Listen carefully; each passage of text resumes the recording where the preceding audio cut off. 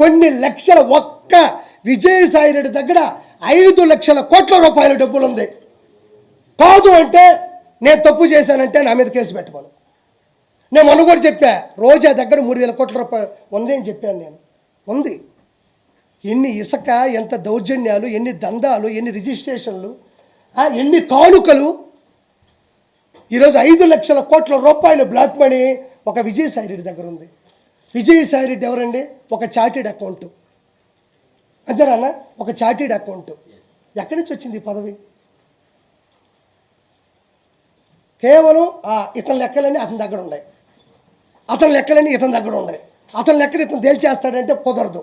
కాబట్టి మనోడికి డైరెక్ట్గా ప్రత్యక్ష రాజకీయాలు గెలవలేడు. కాబట్టి ఏదో నామినేటెడ్ పోస్ట్ ఇవ్వాలి కాబట్టి మెంబర్ ఆఫ్ పార్లమెంటు, ఎగువ సభ, రాజ్యసభ ఇవ్వడం జరిగింది. అంటే నేను ఒకటే చెప్తున్నా, ఈరోజు పోలవరం అవ్వాలి అంటే 1 లక్ష కోట్లు కావాలంటే ఈ 1 లక్ష కోట్లు నేను చెప్పిన 10 మంది దగ్గరే ఉంది. ఒకడేమో అంటాడు నాకు పోలవరం అర్థం కాలేదు అంటాడు, పోలవరం జనాలకు అర్థం కాదంటాడు, ఎందుకని అడిగితే నాకు అర్థం కాలేదంటాడు. ఒరే నాయన, మేము జబర్దస్తులో ఈ జోకులు ఎన్నో వేసాం. మేము జబర్దస్తులో ఇలాంటి జోకులు కొన్ని కోట్లు వేసాం, 16 రేటింగ్ చూసాం. ఈరోజు ఈ స్థానం ఉందన్నా, ఇంకోటి ఉందన్నా మాకు జబర్దస్తే, నేనే కాదనలేదే. నేను వాదించింది సంస్థ మీద, జబర్దస్త్ షో మీద కాదు.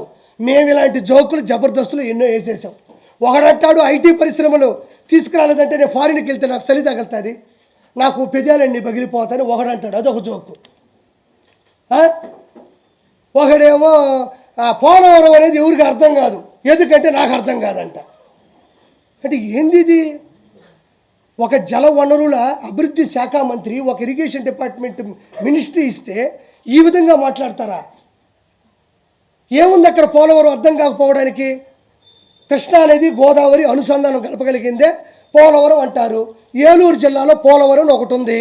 ఇది పూర్వం 1941 సంవత్సరం వెంకటకృష్ణ అయ్యంగారు ఎవరు ఒక ఆయన వచ్చి, సార్ గోదావరి జలాలు అనవసరంగా నీళ్లు వెళ్ళి బంగాళాఖాతంలో కలిసిపోతుండాయి, ఇదొక్కటి దయచేసి కొంచెం టైం అయినా నాకు ఇస్తాను, నేను మనస్ఫూర్తిగా ప్రశ్నలు కోరుకుంటున్నాను. నేను ఈరోజు పోలవరం గురించి ఒక 4 మాటలు చెప్తాను. నాకు తెలిసింది, చాలామందికి ఇది తెలియదు. పోలవరం అంటే ఏమీ లేదండి, ఏమీ లేదన్న విషయం వైఎస్ఆర్సీపీకి కూడా తెలుసు. ఎందుకంటే డబ్బులన్నీ ఎత్తేసారు. ఏమి ఉన్నదా? ఏముంటుందా? పోలవరం అనేది ఏంటంటే కృష్ణా నది, గోదావరి నది, ఈ రెండింటినీ కలుపుతూ ఒక ప్రాజెక్ట్ చేయాలి, ఒక డ్యామ్ కట్టాలి, ఒక రిజర్వాయర్ కట్టాలి. రిజర్వాయర్ అంటే రిజర్వ్ నిల్వ ఉంచడం అంటారు. గోదావరి నది అనేది పైన ఉంటుంది, కృష్ణా నది కింద ఉంటుంది. గోదావరి నది దగ్గర లెక్కలేనన్ని నీళ్లు, కొన్ని లక్షల ఎకరాలు సాగు. అంటే ఒకటి కాదు పంట, 2 పంటలు ఇచ్చు, 3 పంటలు కూడా ఇచ్చు. అన్ని నీళ్లు పైనుంచి వచ్చే నీళ్లు, వర్షధారాల నుంచి వచ్చే నీళ్లు ఆ గోదావరిలోకి వచ్చి మనం అడ్డుకట్ట వేయకపోవడం వల్ల, దాన్ని అడ్డుగా ఏమీ పెట్టలేకపోవడం వల్ల వచ్చే నీళ్లు వచ్చినట్టు తెలిపి సముద్రంలో కలిసిపోతున్నాయి. ఆ నీళ్ళని మనం ఒక రిజర్వ్ చేసుకొని, ఒక ఆనకట్ట కట్టుకొని, ఒక డ్యామ్ కట్టుకుంటే ఆ నీళ్ళని అలా ఆపగలిగితే, ఆ నీళ్ళని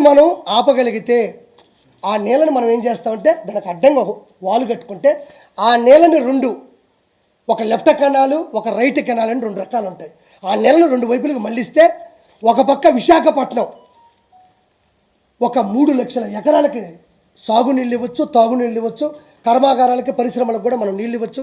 ఇటు నుంచి కృష్ణాకు పంపించవచ్చు, కృష్ణాకు కూడా కొన్ని లక్షల నీళ్ళని పంపించవచ్చు. అంటే నీళ్లు ఎక్కువగా ఉన్నటువంటి గోదావరి నుంచి నీళ్లు తక్కువగా ఉండే కృష్ణాలో పంపించి ఆ నీళ్ళని ప్రజలకి పంచడం. కాకపోతే ఇక్కడ సమస్య వచ్చిందంటే ఇది చిన్న విషయమే కదా, చేయొచ్చు కదంటే ఏమీ లేదండి. ఈ గోదావరి నీళ్ళు ఏవైతే వెళ్ళిపోతున్నాయో ఆ నీళ్ళకి అడ్డంగా ఒక డ్యామ్ కట్టాలి. ఆ డ్యామ్ కట్టాలంటే అది చాలా దూరం లోతు, అంటే బంకమట్టి, ఇసుక, అంటే గట్టి ఏదైతే మనం దృఢంగా ఉండే నేల ఉంటుంది కదా, ఆ నేల చాలా లోతులో ఉంది. అక్కడికి వెళ్ళి ఆ భూమి మీద మనం గోడ కట్టాల, ఆనకట్ట కట్టాల. ఇప్పుడు దాని మీద కట్టాలంటే అవ్వదు కదా. అప్పుడు ఏం చేయాలంటే అది అవ్వదు కాబట్టి ఇలా వెళ్తున్న నీళ్ళు ఏవైతే ఉన్నాయో వృధాగా, దానికి డయాఫామ్ వాల్ అని ఒకటి కట్టి ఆ నీళ్ళని ఇటు మరల్చి ఇక్కడ ఆనకట్ట కట్టాల. ఇటు వెళ్తున్న నీళ్ళకి అడ్డుగా ఒక గోడ కట్టి ఇట్ట తిప్పి నీళ్ళని ఇక్కడ ఒక ఆనకట్ట కట్టాలా, అంటే ఇది పూర్తి చేసి ఆ నీళ్ళకి ఆనకట్ట కట్టి దానికి గేట్లు పెట్టి చేయాలా, 2 పక్కల 2 కెనాలు కట్టాలా. ఇది అర్థం కాకపోవడానికి ఏముంది ఇట్లా అర్థం కాకపోతే ఇటు పోయిన నీళ్ళు ఇటు ఆపినావు, ఆ నీళ్ళు ఎటు తిప్పినావు, ఈ ఆనకట్ట కట్టావు, గేట్లు ఎత్తినావు, నీళ్ళు పోయినాయి, కృష్ణాకి ఇటు పోయినాయి. ఇంక ఇట్లా ఆలోచించడానికి ఏముంది, అర్థం కాకపోవడానికి ఏముంది. డబ్బులు సరిపోవట్లేదు అనే దానికి ఓకే, రాష్ట్ర బడ్జెట్ ఎలా ఉందో మనకు తెలుసు, తెలియకపోవచ్చు. కాబట్టి ఫైనల్గా కోరుకునేది ఏంటంటే ఇక్కడ రాష్ట్రం రావణ కష్టంలో ఆయన ఎదురు చూస్తున్నాడు. కాబట్టి ప్రజలందరూ కూడా చాలా వరకు చైతన్యం అవ్వాలా. వీళ్ళందరూ ఆగడాలు కూడా అతి తక్కువ సమయంలోనే మూసేసే ప్రయత్నం జరుగుతూ ఉంది. కాబట్టి ఇది నేను చెప్పాలనుకుంటుంది.